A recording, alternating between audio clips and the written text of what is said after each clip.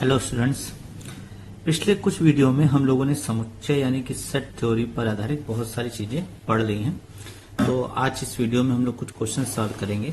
इनमें पहले शुरुआत करते हैं एक्सरसाइज 1.5 के कुछ क्वेश्चन। तो 1.5 का थर्ड क्वेश्चन है, देखिएगा ये दिया है you set of natural number, यानी कि यू क्या है, समष्टि समुच्चय, यूनिवर्सल सेट है। और इसमें कौन से एलिमेंट है, नेचुरल नंबर यानी कि प्राकृतिक संख्याएं, अर्थात 1 2 3 4 डाट डाट डाट आदि। और इसका जैसे मैं थर्ड पार्ट, बहुत सारे पार्ट हैं तो मैं दो पार्ट आपको सॉल्व करके दिखा रहा हूं। बहुत इजी है क्वेश्चन। इसमें आपको यहां पर जो भी समुच्चय दिए, जैसे मान लो ये सेट ए है, इस सेट का नाम रख देते हैं बी। तो ये एक समुच्चय ए दिया है, सेट ए दिया है, इसका आपको कॉम्प्लीमेंट बताना है यानी कि पूरक बताना है, यानी कि आपको निकालना है थर्ड पार्ट में ए डैश। ए में क्या दिया है, x is a positive multiple of 3, यानी कि x क्या है, 3 का मल्टीपल है, यानी कि ऐसी संख्याएं हैं जो 3 से कट जाएंगी, और धनात्मक यानी कि जो 3 के पहाड़े में संख्याएं आती हैं, सरल सी भाषा में अगर आप समझे, जैसे 3 इकन्ने 3, 3 दूनी 6, 3 त्रिका 9। इन क्वेश्चनों का अगर इनका आपको कॉम्प्लीमेंट यानी कि पूरक निकालना हो तो सबसे अच्छा तरीका है कि जो लैंग्वेज लिखी है उसमें नॉट लगा दीजिए, यानी कि अगर x 3 का मल्टीपल है तो आप लिख दीजिए x 3 का मल्टीपल नहीं है, अपने आप पूरक मिल जाएगा। मैं थोड़ा और डिटेल से बताता हूँ। जैसे उसने कहा 3 का मल्टीपल है, तो 3 का मल्टीपल मतलब क्या हो गया, 3 6, मतलब 3 के गुणज 12 इत्यादि।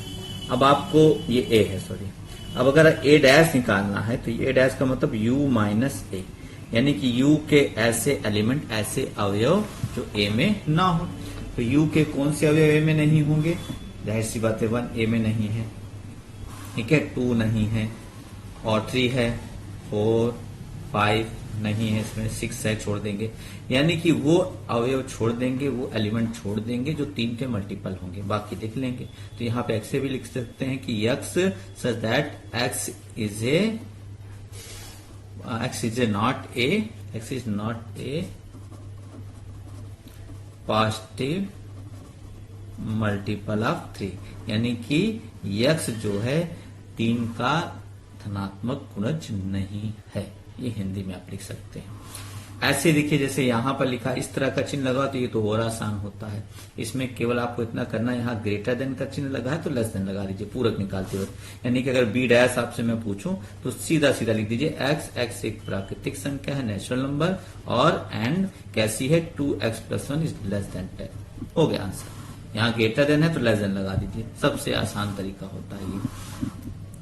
इसमें आपको ऐसी संख्या मिलेंगी जो 10 से बड़ी होंगी, ये पूरे समीकरण को संतुष्ट करने वाली, यानी कि x का मान निकालेंगे तो कुछ हो रहेगा, और यहाँ पे आप कह देंगे कि 10 से छोटी। तो पूरक में यही होता है कि जो यहाँ पे है वो यहाँ नहीं होगा, उल्टा हो जाता है।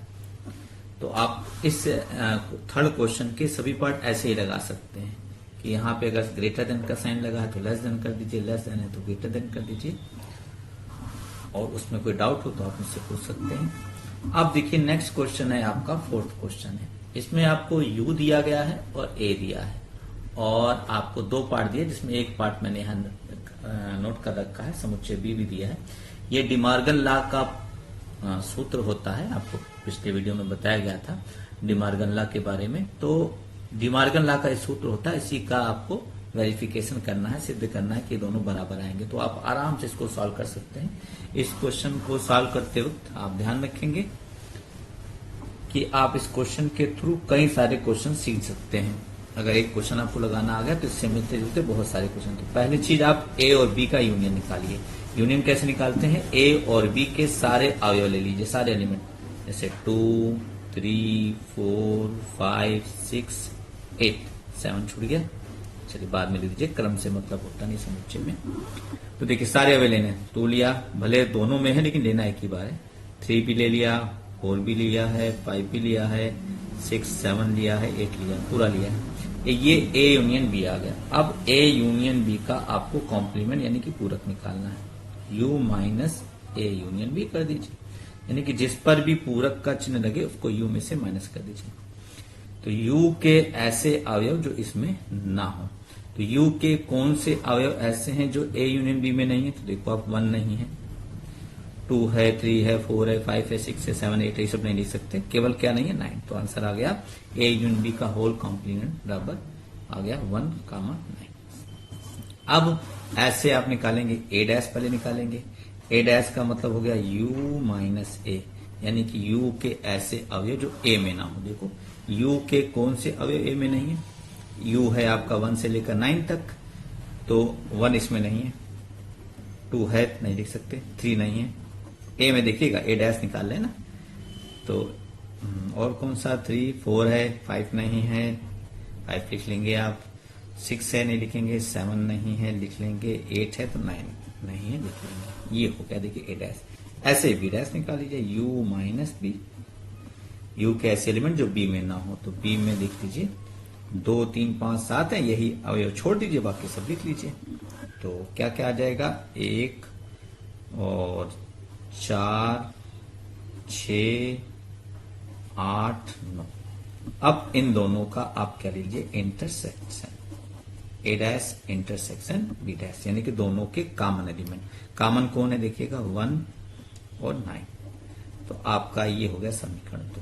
देख सकते हैं समीकरण 1 और 2 से लेफ्ट हैंड साइड बराबर राइट हैंड साइड, आराम से ये सिद्ध हो गया। तो ये है आपका डिमार्गन लॉ का वेरिफिकेशन। तो ये बड़ा इंपॉर्टेंट होता है, किसी न किसी रूप में एग्जाम में आ जाता है, तो इसको जरूर तैयार करिएगा। ऐसे ही डिमार्गन लॉ पर आधारित एक सवाल होता है जो कि उसका वेन डायग्राम बनाने को आता है। 5वें क्वेश्चन में 4 पार्ट हैं, वेन डायग्राम के जो भी लेफ्ट राइट साइड हैं जितनी भी मिला के 4 पार्ट अलग अलग करके उन्होंने वेन डायग्राम दिया है। तो ज्यादातर स्टूडेंट को इन दोनों पार्ट का वेन डायग्राम बनाने में दिक्कत होती है, तो मैं यही दोनों पार्ट ले रहा हूं। ये है आपका दूसरा पार्ट और है चौथा पार्ट, ये तीसरा लिखा है, चौथा पार्ट है। चलिए देखते हैं दूसरा और चौथा पार्ट।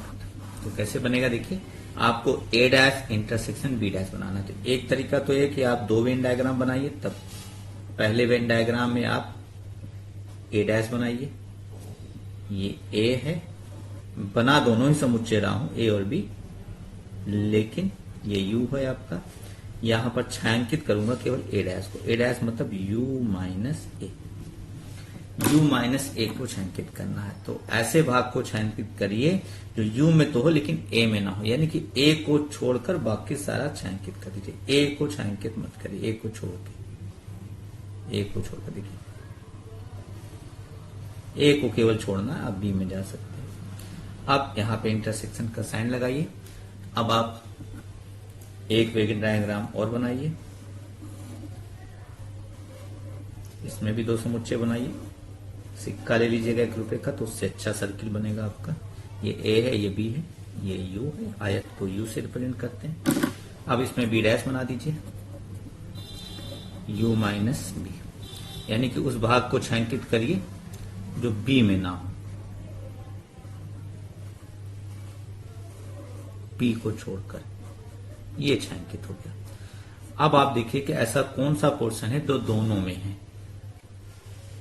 जो दोनों में है उसी इंटरसेक्शन है, कॉमन है, जो दोनों में है उसी को आपको लेना। इंप्लाइज दैट एक और बनाएंगे आप, ये बनाए, और इसमें आप ले लेंगे, इतना अच्छा आयत नहीं बना, अच्छे से आयत बनाइएगा, ए है और ये बी है। चलिए अब आप छायांकित करेंगे तो ऐसे पोर्शन को जो इसमें भी हो और इसमें भी। आप देख सकते हैं कि ये पोर्शन इसमें तो है लेकिन इसमें नहीं है, यानी कि ये कॉमन नहीं है, इसको छोड़ देंगे।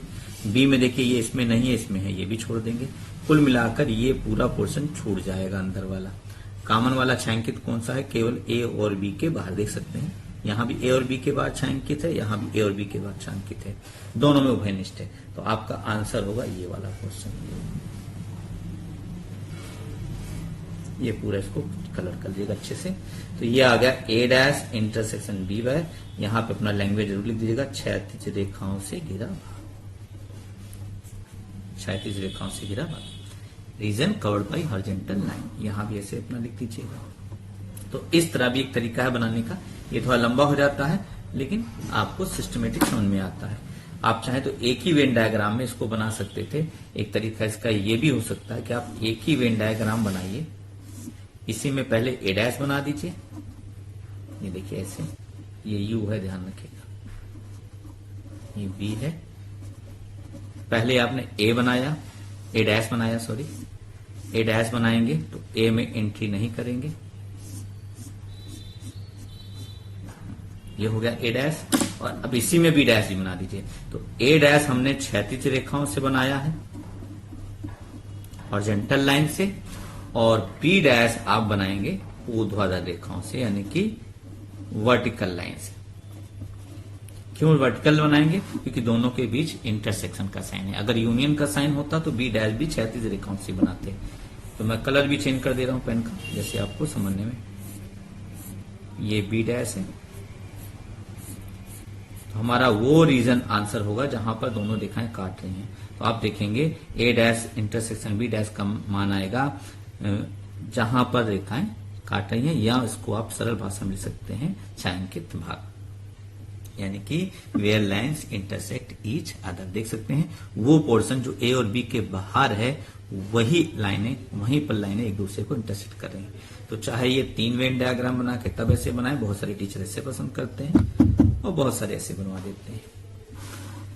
ऐसे ए डैश यूनियन बी डैश भी आप बनाएंगे। आई होप आप इसको देखकर बना लेंगे।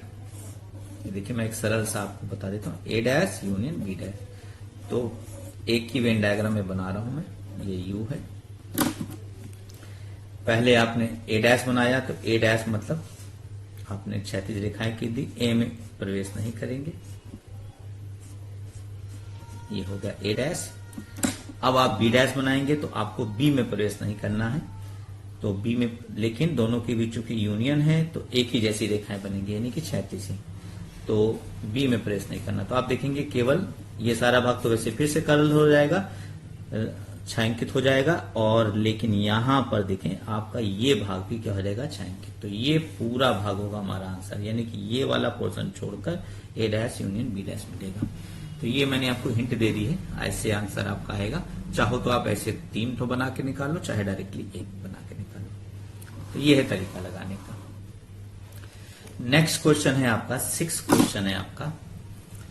इसमें दिया है सेट ऑफ आर, यू दिया है समष्टि समुच्चय दिया है, सेट ऑफ आर ट्रायंगल, यानी कि इसमें सभी त्रिभुज लिए हैं। त्रिभुज आप जानते हैं 6 प्रकार के होते हैं, इसमें सभी त्रिभुज हैं। समबाहु यानी कि इक्विलेटरल ट्रायंगल, विषमबाहु यानी कि स्केलिन ट्रायंगल, समकोण त्रिभुज, राइट एंगल ट्रायंगल, ये जितने भी होते हैं सब है इसमें। ठीक है, 6 प्रकार के त्रिभुज होते हैं, जाने रहिएगा। 3 भुजाओं के आधार पर, 3 कोणों के आधार पर। और यहां पर ए है आपका set of R triangle with at least 1 angle different from 60 degree, मतलब इसमें भी सभी ट्रायंगल लिए गए हैं, लेकिन शर्त यह है वो ट्रायंगल जो होंगे उनका कम से कम एक एंगल जो है 60 से अलग होगा।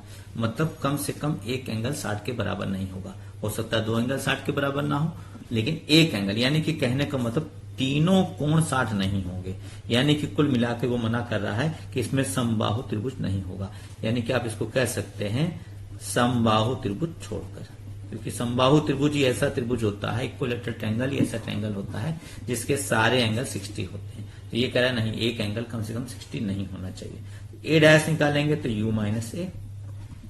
अब यू में सारे आ रहे हैं, इसमें भी सभी ट्रायंगल आ रहे हैं, लेकिन कौन से छूट गए हैं, समबाहु। तो डैश में आप कौन सा आंसर लिखते हैं, कॉम्प्लीमेंट में आप कौन सा आंसर लिखते हैं कि यू के ऐसे एलिमेंट जो ए में ना हो। तो यू का कौन सा अवयव ए में नहीं है, जाहिर सी बात है कौन नहीं है, समबाहु त्रिभुज, क्योंकि इसमें समबाहु त्रिभुज ही नहीं है, बाकी सारे हैं।